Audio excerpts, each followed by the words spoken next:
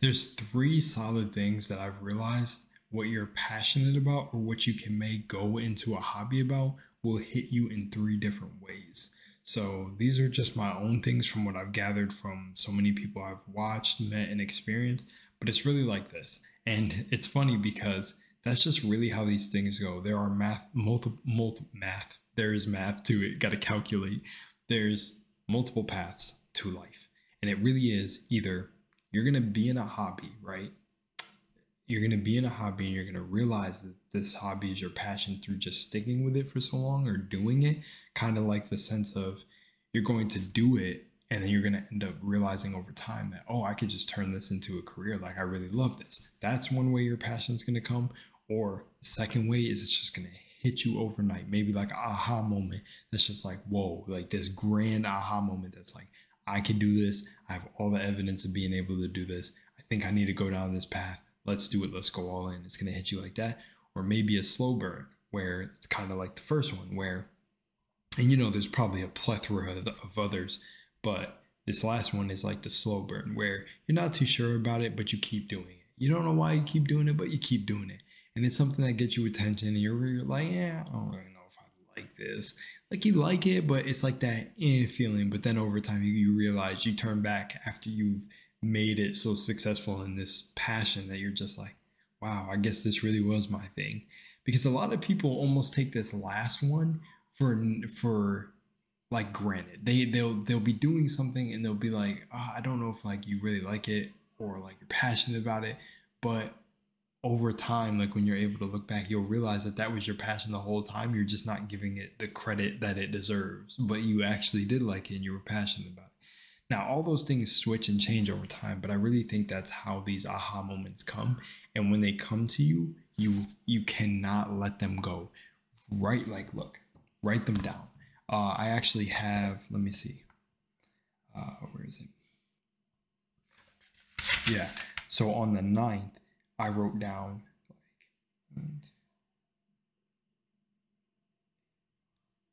like 11 ideas when I woke up at 6 a.m., right? Not all those ideas for videos will get done, but most certainly, right? I will write them down because you never know which one is taking you, Like, I heard this amazing quote from Brother Panic, and it was, if you really want to understand how to start telling you the difference between your logical mind and like fears and stuff from your intuition, and let's just turn that video into this. Kinda. I'll do both. Is to start believing that everything that's popping up in your head telling you to do something is right and see the outcome of each thing. Because, right, if you do that, if you make mistakes and mess up and learn from them, you'll start to realize which is your real mind, like the intuitive gut feeling down here that is telling you like, oh, I shouldn't do this. And then when you don't do it, then that thing happens and you're like, see, I'm glad I avoided it. That voice will become louder than the one, which is your intellect. That could be fear or whatever coming from that place. So if you just listen to everything that your head tells you, you'll eventually be able to sift between it. Now, before anybody goes fucking ham and clips that out of context, no. If your mind is telling you some crazy ass thoughts like rob a store, obviously that's coming from a certain place. So just ignore that immediately. But the little thoughts that may like have you scared to talk to a girl, maybe have you scared to start a career, just jump full force and find out.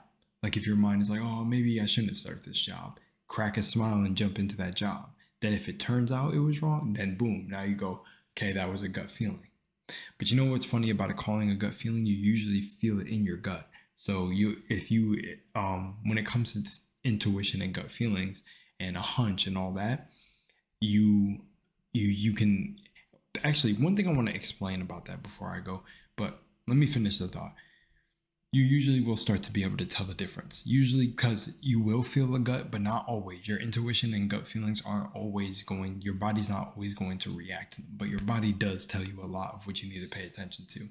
Goosebumps and all that, and like ringing in your ear, blah, blah, blah. But what I was gonna go off on, you have to understand intuition. Look this up. Intuition is the feminine side of energy, the energies that are within you. It is chaos. It is primordial, and it is potent. And you need to have to understand, like you have to understand, you've been programmed to not listen to that feeling, and you need to reawaken it, because that is divine intelligence. Just having this knowing that you shouldn't have done something. So imagine if you can cultivate that divine intuition. It's a wrap, bro. You would not even need intellect, because from a divine mind, that creates brains, hearts, and livers. Quote by KRS-One. But seriously, a divine mind made all of this. It's a projection. The Big Bang was your brain. Bing bang. My nose is so itchy because my nose hairs, and I'm talking and the vibrations of my fucking voice and shit are shaking my nose and making it itch. That always happens in videos. But seriously, if a divine mind made all this, or if you believe in God and a higher power giving you these abilities, then your intuition is a higher intelligence that cannot be understood yet. There's still quantum physics. They're trying to learn this stuff in quantum physics. Auras and everything's and electromagnetic fields that we all have around us. It's funny. We have electromagnetic fields around us, and I've literally heard on a podcast with PewDiePie, a recent one, where the dude didn't believe we had auras. Now that's totally okay. Like you believe what you want, right? But it's literally science, metaphysics, and all this. Even though metaphysics is the unweighable, we all have auras, bro. We have auras. It's just electric. It's not what you think. It's not this mystical thing. It's chi, but it's emotion. You know, it's all energy. So it's just funny. It's just funny to me that he thought we didn't have auras. I'm like, bro, we literally have electromagnetic fields. Like, this is a proven thing. Anyways, either way. Anyways,